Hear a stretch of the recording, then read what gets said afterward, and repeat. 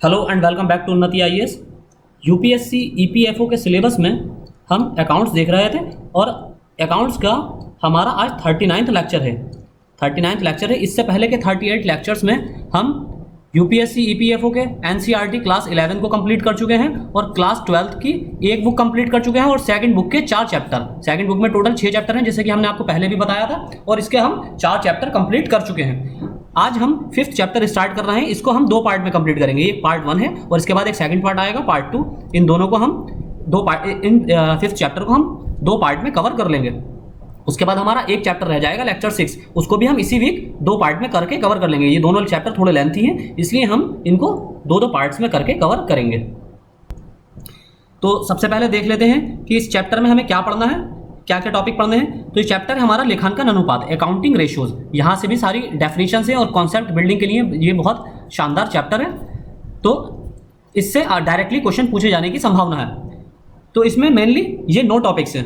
लेखांकन अनुपात का अर्थ, मीनिंग ऑफ अकाउंटिंग रेशियोज, लेखांकन विश्लेषण के उद्देश्य, ऑब्जेक्टिव्स ऑफ रेशियो एनालिसिस, अनुपात विश्लेषण के लाभ, एडवांटेजेस ऑफ रेशियो एनालिसिस, अनुपात विश्लेषण की सीमाएं, लिमिटेशंस ऑफ रेशियो एनालिसिस, अनुपातों के प्रकार, टाइप्स ऑफ रेशोज, द्रव्यता अनुपात, लिक्विडिटी रेशोज, ऋण शोधन क्षमता अनुपात, सॉल्वेंसी रेशोज, क्रियाशीलता या आवर्त अनुपात, एक्टिविटी और टर्नओवर रेशो, और लास्ट है इसमें लाभप्रदता अनुपात, प्रॉफिटेबिलिटी रेशोज। तो हम आज के लेक्चर में ये 6 टॉपिक तक, द्रव्यता अनुपात तक, लिक्विडिटी रेशो तक कंप्लीट कवर करेंगे। तो शुरू करते हैं अपने पहले टॉपिक से, पहले पॉइंट से।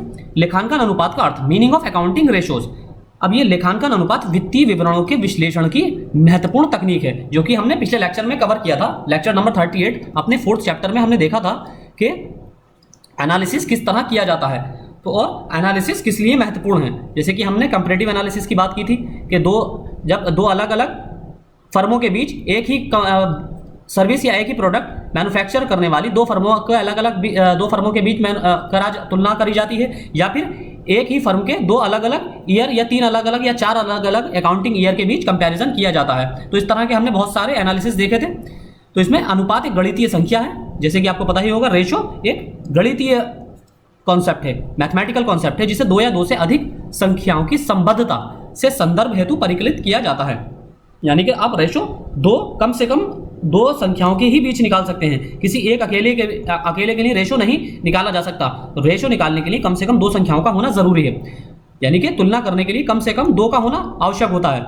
इसे भिन्न समानुपात, प्रतिशत यानी कि परसेंटेज, आवर्त के रूप में व्यक्त किया जा सकता है, जब वित्तीय विवरणों से लिए गए 2 लेखांकन अंकों के संदर्भ में एक संख्या को परिकलित किया जाता है, तब इसे लेखांकन अनुपात के नाम से जाना जाता है। फॉर एग्जाम्पल, यदि एक व्यवसाय का सकल लाभ 10,000 रुपये है और परिचालन से आगम यानी कि ऑपरेटिंग से उसका रेवेन्यू 1 लाख रुपए है, तो कहा जा सकता है कि परिचालन से आगम पर सकल लाभ 10% है। यानी कि आप देख लीजिए कि उसका 1 लाख रुपए ऑपरेटिंग से, उसका जितना भी ऑपरेटिंग कॉस्ट है उससे 1 लाख रुपए ऑपरेटिंग कॉस्ट पर 10,000 रुपए वो प्रॉफिट कमा रहा है। तो इसका मतलब क्या कहा जाएगा? इसका मतलब ये कहा जाएगा कि 1 लाख रुपए का ये कितना परसेंट है? 10%। यानी कि परिचालन लागत का 10% वो प्रॉफिट कमा रहा है, यानी कि रेशियोज का कितना निकल कर आया? 10%।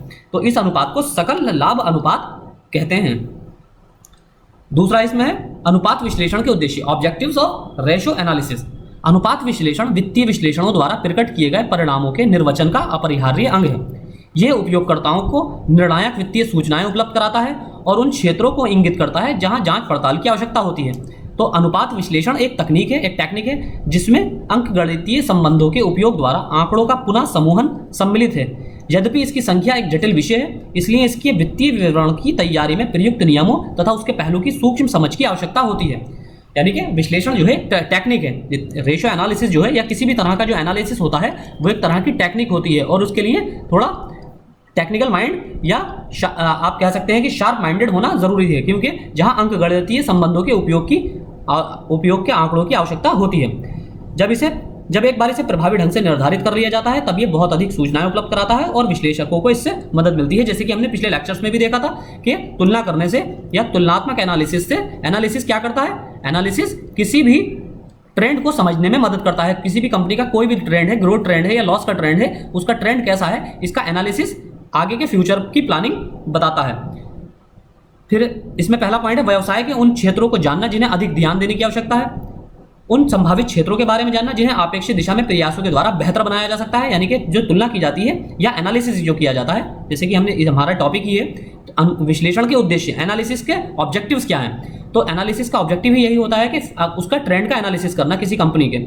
तो उससे ये क्या पता चलता है कि कंपनी ग्रोथ कर रही है तो फ्यूचर में उसका भविष्य कैसा होगा, अगर लॉस में है तो उसका भविष्य फ्यूचर में कैसा होगा, और अगर लॉस में है तो इसमें क्या क्या इंप्रूवमेंट किया जा सकता है, और अगर ग्रोथ में है तो इसमें क्या और इंप्रूवमेंट किया जा सकता है, इसको और कितना बेहतर सुधारा जा सकता है ताकि इसका टर्नओवर बढ़ जाए, इसका प्रॉफिट बढ़ जाए। इसी तरह लॉस से बाहर कैसे निकाला जा सकता है। तो ये सब चीजें जानने में जो एनालिसिस जो होता है वो मदद करता है। तीसरा पॉइंट है व्यवसाय में लाभप्रदता। जैसे कि हमने बताया आपको, किसी भी बिजनेस में प्रॉफिटेबिलिटी, द्रव्यता, लिक्विडिटी, ऋण शोधन क्षमता तथा सक्षमता के स्तर को के गहन विश्लेषण को उपलब्ध कराता है। सर्वोत्तम औद्योगिक मानकों के साथ निष्पादन की तुलना के द्वारा प्रतिनिधिक या समूहगत विश्लेषण करने के लिए सूचना उपलब्ध कराता है।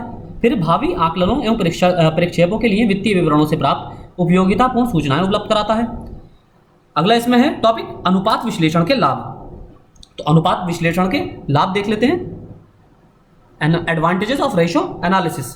यदि अनुपात विश्लेषण उचित ढंग से किया जाए तो उपयोगकर्ताओं की कार्यकुशलता की समझ बेहतर बनती है। बिल्कुल वैसा ही जैसा कि एनालिसिस का उद्देश्य होता है। जैसा एनालिसिस का उद्देश्य क्या होता है, किस लिए एनालिसिस किया जाता है, ताकि प्रॉफिटेबिलिटी, उसका लॉस चल रहा है, ग्रोथ चल रही है, उसका मैनेजमेंट को किस तरह सुधारा जा सकता है, मैनेजमेंट में किसको कौन बुरा परफॉर्म कर रहा है, कौन अच्छा परफॉर्म कर रहा है, इस सभी कोई चीज़ों को जानने के लिए, एक तरह इसका लाभ प्राप्त करने के लिए ये अनुपात विश्लेषण के लाभों में गिना जाता है।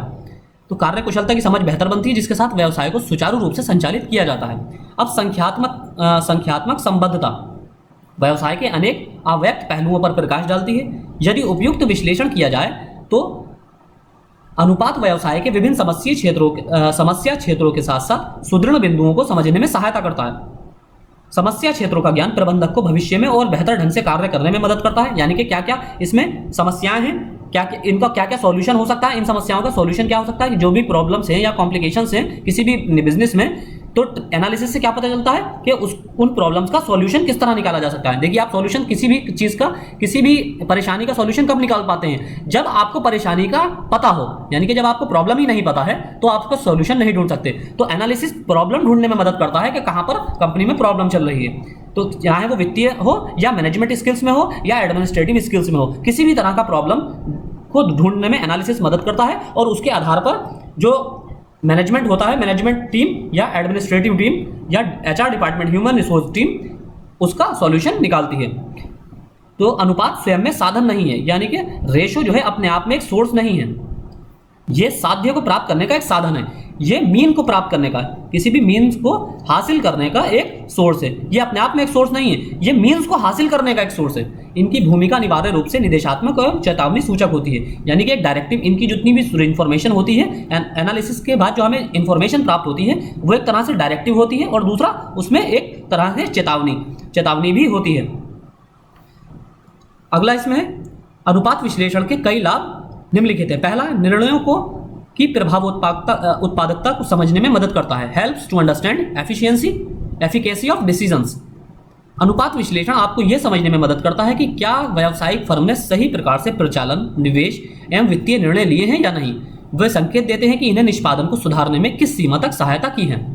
दूसरा, जटिल अंकों को सरल बनाते एवं संबंध स्थापित करते हैं। Simplify complex figures and establish relationships. यानी कि जितने भी जटिल नंबर्स होते हैं एनालिसिस के बाद, उनको सिंपल वे में, जितने भी एनालिटिकल जो स्पेशलिस्ट होते हैं वो क्या करते हैं, उस डेटा को एनालिसिस करने के बाद उसको सिंपल वे में आम जनता के सामने प्रस्तुत करते हैं, ताकि जो भी पब्लिक है, यानी कि जो भी कंपनी के शेयर होल्डर्स हैं, यानी कि आम पब्लिक है, उनकी आसानी से उस कंपनी का ट्रेंड समझ में आ जाए। क्योंकि ये ट्रेंड या स्टेटिस्टिक्स या जो डेटा होते हैं वो एक कॉम्प्लिकेटेड फॉर्म में होते हैं, तो उस कॉम्प्लिकेशन को समझना एक आम आदमी के बस की बात नहीं है। तो इसलिए जो एनालिटिकल एक्सपर्ट होते हैं, एनालिसिस जो करते हैं, वो इस एनालिसिस को करने के बाद, कंपनी की किसी भी वित्तीय फाइनेंशियल रिपोर्ट को एनालिसिस करने के बाद उसको आसान भाषा में शेयर होल्डर्स के समक्ष प्रस्तुत करते हैं। तो अनुपात जटिल लेखांकन संख्याओं को सरल बनाने में तथा उनके बीच संबंधों को दर्शाने में मदद करता है। ये वित्तीय सूचनाओं को प्रभावी तरीके से संप्रेषित करने और प्रबंधकीय सक्षमता, फर्म की उधार पात्रता एवं अर्जन क्षमता आदि का आकलन करने में मदद करता है। फिर अगला है इसमें तुलनात्मक विश्लेषणों में सहायक। अगला लाभ क्या है इसका, हेल्पफुल इन कंपैरेटिव एनालिसिस। अनुपातों का परिकलन केवल एक वर्ष के लिए ही नहीं होता है, जब कई वर्षों के आंकड़ों को एक साथ रखते हैं तो वे व्यवसाय में प्रकट प्रवृत्ति को व्यक्त करने में, यानी कि प्रवृत्ति क्या है, ट्रेंड, जैसे कि हम बात कर रहे थे, व्यक्त करने में व्यापक सहायता करता है। प्रवृत्ति की जानकारी से व्यवसाय के बारे में प्रक्षेप बनाने में सहायता मिलती है, जो कि बहुत उपयोगी विशेषता है।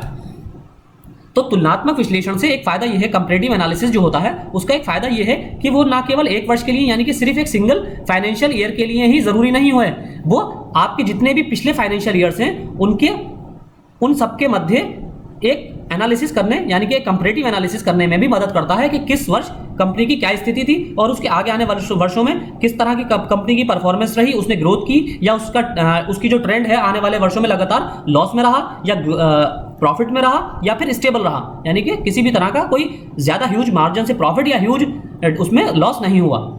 अब अगला इसका लाभ है समस्या क्षेत्रों की पहचान, आइडेंटिफिकेशन ऑफ प्रॉब्लम एरियाज। अनुपात व्यवसायों में समस्या क्षेत्रों की पहचान करने के साथ साथ सुस्पष्ट पहलुओं या क्षेत्रों को उभारने में सहायता करते हैं। समस्या क्षेत्र की ओर अधिक ध्यान देने की आवश्यकता होती है, जबकि सुस्पष्ट क्षेत्रों को परिष्कृत करने की जरूरत होती है, जिससे कि बेहतर परिणाम प्राप्त होते हैं। अब इसका एक प्रॉफिट ये होता है, यानी कि इसका एक एडवांटेज ये होता है एनालिसिस करने का कि इसमें कहाँ पर कंपनी में फाइनेंशियल कहाँ पर प्रॉब्लम आ रही है, उस प्रॉब्लम को जब का पता करना इसके द्वारा आसान हो जाता है, ताकि उसका सॉल्यूशन आसानी से ढूंढा जा सके। ये जो एनालिसिस होते हैं वो समस्या का भी पहचान करते हैं, और कहीं पर अगर समस्या नहीं है तो एनालिसिस के थ्रू ये भी पता चल जाता है कि अगर समस्या नहीं है फिर अगर और कंपनी प्रॉफिट में चल रही है, यानी कि ग्रोथ में चल रही है, तो इसमें एक्स्ट्रा और कितना इसकी परफॉर्मेंस को और कितना बेहतर या कितना और एक्सपेंड किया जा सकता है, इस चीज को भी परिष्कृत करने में, यानी कि बिल्कुल इसको रिफाइन करने में और ज्यादा मदद करता है। अगला इसका लाभ है स्वॉट SWOT विश्लेषण को संभव करते हैं। ये स्वॉट का क्या होता है, strength, weakness, opportunity, threat. Enables स्वॉट एनालिसिस अनुपात व्यवसाय में होने वाले परिवर्तनों की संख्या में काफी सीमा तक सहायता करते हैं। परिवर्तन की सूचना प्रबंधन को वर्तमान भय तथा सुअवसरों को बेहतर ढंग से समझने में सहायक होते हैं, यानी कि जो चेंजेस एनालिसिस जो चेंजेस शो करता है, एनालिसिस से क्या होता है, अगर 2-3 वर्षों का एनालिसिस किया जाता है तो उससे चेंजेस का पता चलता है कि चेंजेस किस डायरेक्शन में हो रहा है, प्रॉफिट की दिशा में हो रहा है या लॉस की दिशा में हो रहा है। तो इससे जो मैनेजमेंट होता है, मैनेजमेंट सतर्क हो जाता है। अगर वो देख रहा है कि हमें प्रॉफिट की जगह नुकसान होता जा रहा है, तो वो आगे अपनी स्किल्स को और बेहतर सुधारने में सहायता करते हैं, और व्यवसाय को अपना स्वॉट स्ट्रेंथ, यानी कि उसको अपनी सामर्थ्य का पता चलता है, वीकनेस कमजोरी का पता चलता है, अपॉर्चुनिटी यानी कि क्या क्या भविष्य में कंपनी के अवसर हो सकते हैं और क्या क्या कंपनी के लिए खतरे थ्रेट हो सकते हैं, ये इन सब चीज़ों का कंपनी को पता चलता है। तो इसके विश्लेषण करने के लिए ये योग्य बनाता है। फिर है विभिन्न तुलनाएं, वेरियस कंपैरिजन। अनुपात कुछ विशेष मानदंडों के साथ तुलनाओं में मदद करते हैं, जो फर्म को यह मूल्यांकन करने में सहायक होते हैं कि कार्य निष्पादन बेहतर है या नहीं। यानी कि जो कंपैरेटिव एनालिसिस होता है उससे ये पता चलता है, कंपैरेटिव एनालिसिस से, कि जो परफॉर्मेंस है कंपनी की या कंपनी के बोर्ड ऑफ डायरेक्टर्स की या मैनेजमेंट्स की या एडमिनिस्ट्रेशन की या HR डिपार्टमेंट की परफॉर्मेंस जो है वो बेहतर है या नहीं, इसका भी पता कंपनी की तुलना से चलता है। इस उद्देश्य के लिए एक व्यवसाय की लाभप्रदता, प्रॉफिटेबिलिटी, ऋण शोधन क्षमता तथा द्रव्यता, लिक्विडिटी आदि की तुलना की जा सकती है। फिर इसमें जैसे कि विभिन्न लेखांकन अवधियों में परस्पर तुलना, अंतरा फर्म तुलना, समय श्रृंखला विश्लेषण, over a number of accounting periods with itself, intra firm comparison, time series analysis. दूसरा है अन्य व्यावसायिक उद्यमों के साथ अंतर फर्म तुलना या अंतर विभागीय विश्लेषण with other business enterprises, inter firm comparison, cross sectional analysis. तीसरा है फर्म उद्योग के लिए निर्धारित मानकों के साथ उद्योग के मानकों या अपेक्षित मानकों की तुलना करना। अब इसमें अगला टॉपिक है हमारा अनुपात विश्लेषण की सीमाएं, लिमिटेशंस ऑफ रेशो एनालिसिस, यानी कि इसकी कुछ सीमाएं भी हैं, एनालिसिस करने की कुछ सीमाएं भी हैं। ऐसा नहीं है कि ये सभी कुछ बिल्कुल प्योर फॉर्म में डिफाइन कर देगा, क्योंकि अनुपातों को वित्तीय विवरणों से प्राप्त किया जाता है, यानी कि फाइनेंशियल स्टेटमेंट से प्राप्त किया जाता है। जितने भी एनालिसिस किए जाते हैं वो फाइनेंशियल स्टेटमेंट पर बेस्ड होते हैं। जितने भी कंपनी का प्रॉफिट एंड लॉस अकाउंट होता है पिछले सालों का, उसी पर बेस्ड एनालिसिस जो होता है इन्हीं फाइनेंशियल स्टेटमेंट पर बेस्ड होता है। तो अतः मूल वित्तीय विवरण में कैसी भी कमजोरियां अनुपात विश्लेषण से प्राप्त विश्लेषणों में भी दृष्टिगत होंगी। अब मान लीजिए 2017-18 का एग्जांपल लेते हैं हम। 2017-18 का एक फाइनेंशियल स्टेटमेंट है किसी कंपनी का, दूसरा फाइनेंशियल उसी कंपनी का है 2018-19 का फाइनेंशियल स्टेटमेंट है, और तीसरा 2019-20 का फाइनेंशियल स्टेटमेंट है। अब मान लीजिए यहाँ कंपनी को प्रॉफिट दिखाया जा रहा है, प्रॉफिट में है, यहाँ कंपनी लॉस में है और यहाँ दोबारा प्रॉफिट में है। तो 2020-21 वाले फाइनेंशियल ईयर में भी कंपनी शायद हो सकता है प्रॉफिट शो करे, क्योंकि वो इस तीनों के आधार पर एनालिसिस कर रही है। एनालिसिस जो किया जाता है इन तीनों की फाइनेंशियल स्टेटमेंट के आधार पर किया जाएगा। अब अगर मान लीजिए यहाँ प्रॉफिट तो दिखाया था 2017-18 में कंपनी ने, लेकिन हो सकता है कंपनी की फाइनेंशियल स्टेटमेंट में ही कुछ गड़बड़ी हो और उस गड़बड़ी को छुपाने के लिए प्रॉफिट दिखाया गया हो। तो इस गड़बड़ी का पता ऑलरेडी जो गड़बड़ी फाइनेंशियल स्टेटमेंट 2017-18 में की जा चुकी है, इस गड़बड़ी का पता फाइनेंशियल स्टेटमेंट के थ्रू या फाइनेंशियल एनालिसिस के थ्रू नहीं किया जा सकता, क्योंकि ये 2017-18 में हो चुकी है। और जो एनालिसिस किया जाएगा वो इसकी डायरेक्ट जो इसका आउटपुट आया है, यानी कि प्रॉफिट इसने आउटपुट दिया है, तो इस प्रॉफिट की बेस पर ही एनालिसिस किया जाता है। तो इसलिए जो प्रीवियस फाइनेंशियल स्टेटमेंट्स होते हैं उनमें अगर कुछ गड़बड़ी है तो उसके आधार पर ये बायस्ड होता है। इसलिए वित्तीय विवरणों की सीमाएं भी अनुपात विश्लेषणों की सीमाएं बन जाती हैं। यदि भी अनुपात की व्याख्या है तो उपयोगकर्ता को यह बात ध्यान में रखना चाहिए कि वित्तीय विवरणों को तैयार करने में किन नियमों का पालन किया गया था और साथ ही उनकी प्रकृति और सीमाओं को भी स्मरण रखना चाहिए। अब अनुपात विश्लेषण की सीमाएं जो कि प्रथमतः वित्तीय विवरण की प्रकृति के रूप में आती हैं निम्नानुसार हैं। क्या है ये? पहला है इसमें लेखांकन आंकड़ों की सीमाएं, लिमिटेशंस ऑफ अकाउंटिंग डेटा। लेखांकन आंकड़े परिशुद्धता यानी कि अकाउंटिंग जो डेटा होते हैं उनकी एक्यूरेसी, अनियमितता की अनापेक्षित छाप देते हैं। वास्तव में लेखांकन आंकड़े अभिलिखित तथ्यों, लेखांकन परंपराओं और वैयक्तिक निर्णयों के एक सम्मिश्रण को प्रतिबिंबित करते हैं तथा ये निर्णय एवं परंपराएं अनुप्रयुक्त होकर उन्हें महत्वपूर्ण रूप से प्रभावित करती हैं। उदाहरण के लिए एक व्यवसाय का लाभ ही एकदम सही एवं अंतिम व्याख्या नहीं है, जैसे कि हमने पिछली स्लाइड में देखा था। यह केवल लेखांकन नीतियों के अनुप्रयोग पर आधारित लेखाकार का एक विचार मात्र होता है। यानी कि जो अकाउंटेंट है या जो ऑडिट ऑफिसर है या जो सीए है, ऑडिट ऑफिसर है या फिर कोई सीए है, चार्टर्ड अकाउंटेंट है, तो जो फाइनेंशियल स्टेटमेंट होता है वो इसने जो ऑडिट किया है, सीए ने, चार्टर्ड अकाउंटेंट द्वारा जो ऑडिट किया गया है, इसके ऑडिट पर ही बेस्ड फाइनेंशियल स्टेटमेंट के जो आउटपुट होता है इसके ऑडिट पर ही बेस्ड होता है आउटपुट। तो ऐसा जरूरी नहीं है कि इसने सही तरह इसको ऑडिट किया हो। तो एक निर्णय की सच्चाई या सटीकता अनिवार्यता उन लोगों की योग्यता एवं सत्यनिष्ठा पर निर्भर करती है। देखिए बिल्कुल वही चीज आ गई कि ये इनके एथिक्स और इंटीग्रिटी पर निर्भर करती है। जो ऑडिट ऑफिसर हैं, हो सकता है इन्होंने रिश्वत लेकर कंपनी को प्रॉफिट दिखा दिया हो या रिश्वत लेकर टैक्स से बचाने के लिए कंपनी को लॉस दिखा दिया हो, कंपनी को लॉस में दिखा दिया हो टैक्स से बचाने के लिए, और जो कंपनी ओनर है उनसे रिश्वत ले ली हो। तो ये इनकी योग्यता इनकी स्किल्स पर यानी कि इनकी स्किल की कमी की वजह से भी ऐसा हो सकता है, और इनकी सत्यनिष्ठा यानी कि इंटीग्रिटी, प्रोबिटी, ईमानदारी की वजह से भी ऐसा हो सकता है कि ये कंपनी को लॉस में दिखा दें या प्रॉफिट में दिखा दें। और उनकी निष्ठा सामान्य तौर पर स्वीकृत लेखांकन सिद्धांतों एवं परंपराओं के साथ होती है। इसलिए वित्तीय विवरण मसले की बिल्कुल सही तस्वीर नहीं प्रस्तुत कर सकते और इस प्रकार से अनुपात भी सही तस्वीर नहीं दर्शाएंगे। अब आप सोच रहे होंगे कि कंपनी टैक्स से बचने के लिए अपने आप को लॉस में तो शो कर सकती है, लेकिन प्रॉफिट में क्यों शो करेगी?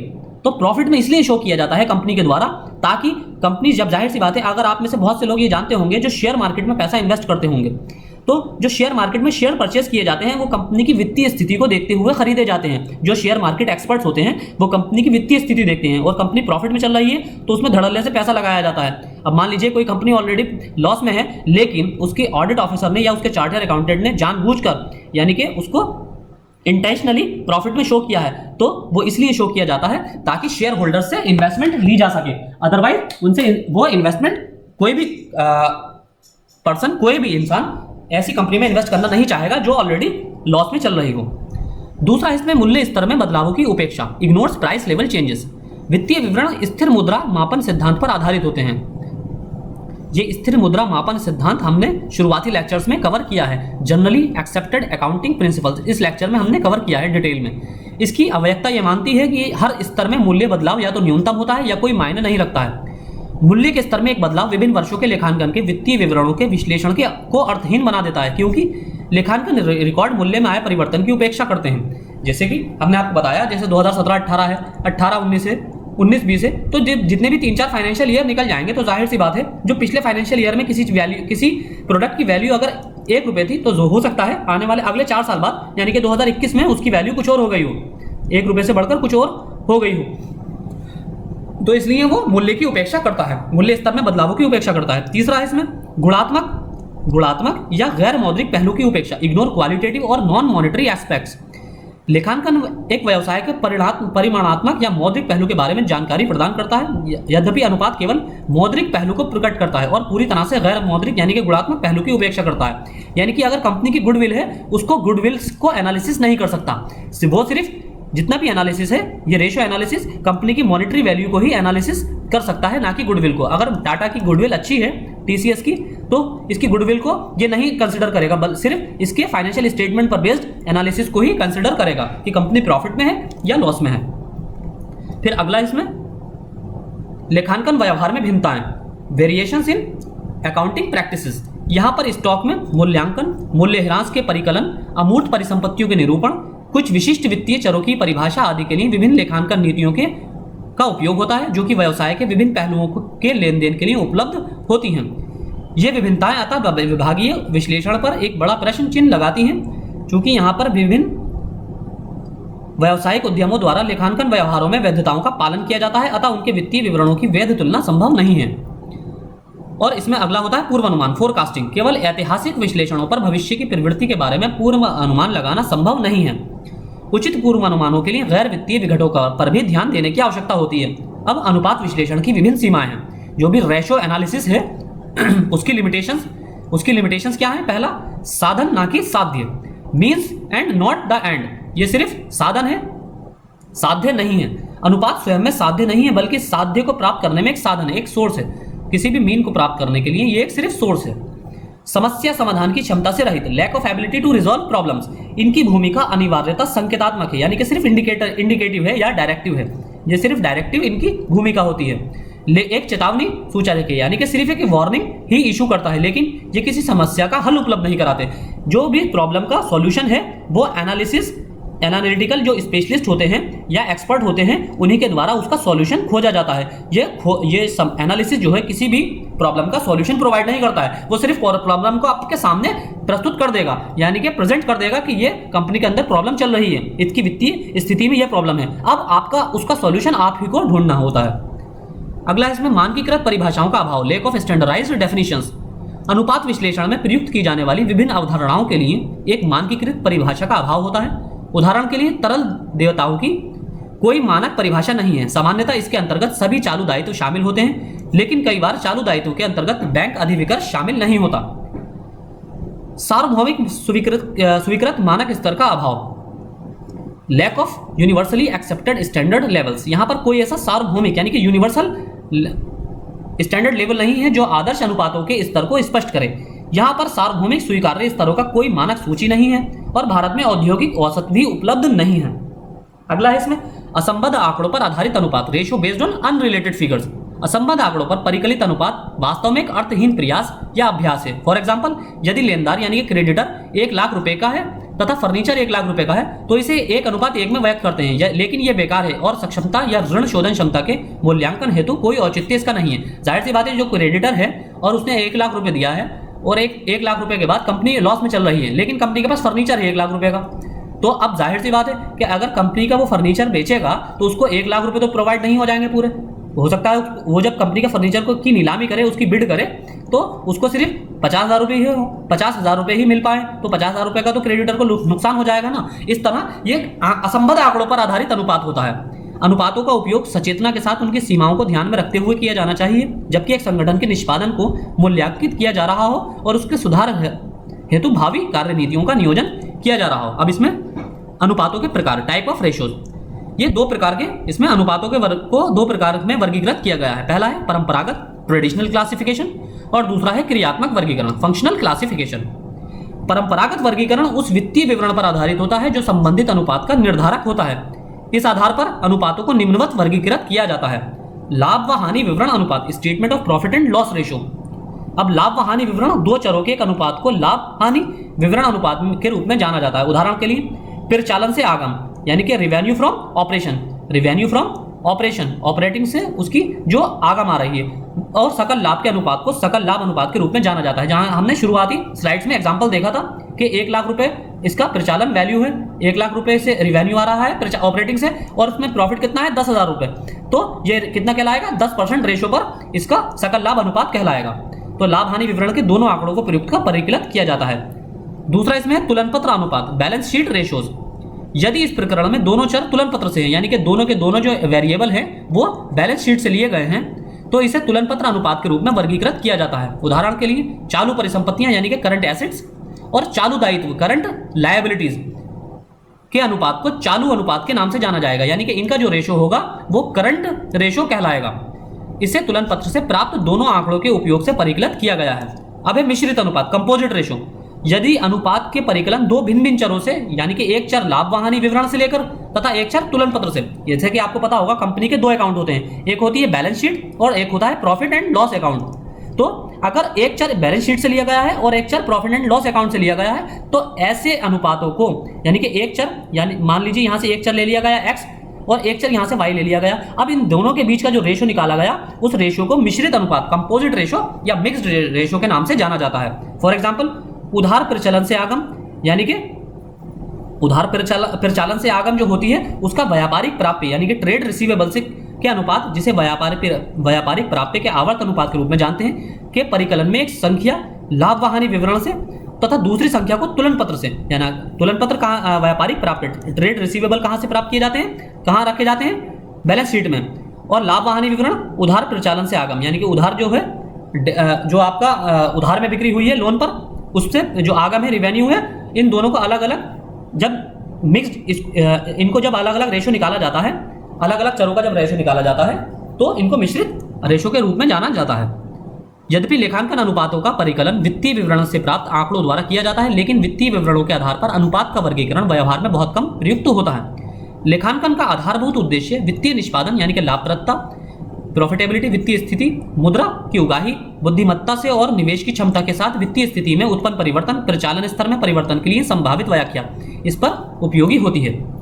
अब है इस प्रकार से ज्ञात किए गए अनुपात के उद्देश्य आधारित वैकल्पिक वर्गीकरण, यानी कि क्रियात्मक वर्गीकरण सर्वाधिक प्रयोग में लाया जाने वाला वर्गीकरण। जैसे कि हमने देखा था दो प्रकार के क्लासिफिकेशन है, दो प्रकार के इसमें क्लासिफिकेशन है। कौन कौन से हैं? पहला है परंपरागत, ट्रेडिशनल, जो अभी हमने देखा, और दूसरा है क्रियात्मक, जो व्यवहार में जो यूज किया जाता है, प्रैक्टिकली जो यूज किया जाता है, वो फंक्शनल क्लासिफिकेशन को यूज किया जाता है। अब फंक्शनल क्लासिफिकेशन यहां से हमारा शुरू हो रहा है। इसमें पहला है हमारा द्रव्यता अनुपात, लिक्विडिटी रेशो। अपनी देनदारियों को पूरा करने के हेतु, यानी कि जितनी भी लायबिलिटीज है किसी कंपनी पर, उसको पूरा करने के लिए एक बिजनेस को तरल निधियों में से निधियों की आवश्यकता होती है, यानी कि लिक्विडिटी की आवश्यकता होती है। व्यवसाय की अपनी अंशधारियों को देय राशियों का भुगतान क्षमता को द्रव्यता के रूप में जाना जाता है, यानी कि व्यवसाय के जो अपने अंशधारी होते हैं, शेयर होल्डर्स होते हैं, उनके द्वारा जो राशि दी जाती है, जो पैसा दिया गया होता है, उसका पेमेंट की क्षमता, उनकी पेमेंट पैसे की जो कैपेसिटी होती है, उसको द्रव्यता के रूप में, लिक्विडिटी के रूप में जाना जाता है, और इसे मापने के अनुपात को द्रव्यता अनुपात, लिक्विडिटी रेशो कहते हैं। ये सामान्यतः प्रकृति में अल्पकालिक होते हैं, यानी कि ये शॉर्ट टर्म होते हैं। शॉर्ट टर्म, क्योंकि कभी भी कोई कंपनी होल्डर, शेयर होल्डर एकदम अपना कंपनी से पैसा निकाल सकता है। अगर वो देखेगा कंपनी लॉस में है तो वो तुरंत पैसा निकाल सकता है, इसलिए ये शॉर्ट टर्म होते हैं। अब दूसरा है लॉन्ग टर्म, ऋण शोधन क्षमता अनुपात, सोल्वेंसी रेशो।